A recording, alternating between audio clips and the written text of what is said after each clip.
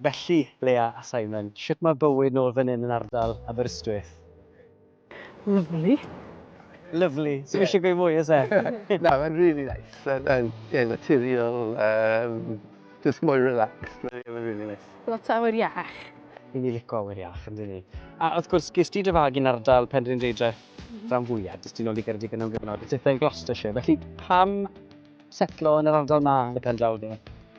Rydyn ni'n agos at teulu Leia, so mae'n bwysig dyn ni efo y tri plant o dan 6 oed.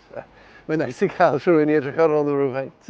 Bendant fod Dyn ni'n gallu mynd allan yn y prynawn y pethau, so mae hwnna'n neis. Wel, y cwestiwn pwysicau yw, sut mae Adain, Tabitha a Pererin yn setlo ydych chi? Ie, maen nhw mor hapus. Maen nhw'n licio ysgol. Yndi.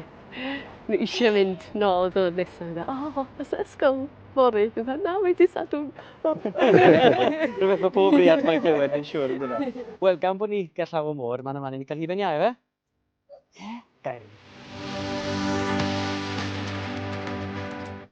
A beth oedd ysbardyn wedyn, pam wnaethoch chi benderfynu bod chi'n moyn, symudwch lliw i ddod nôl fan hyn?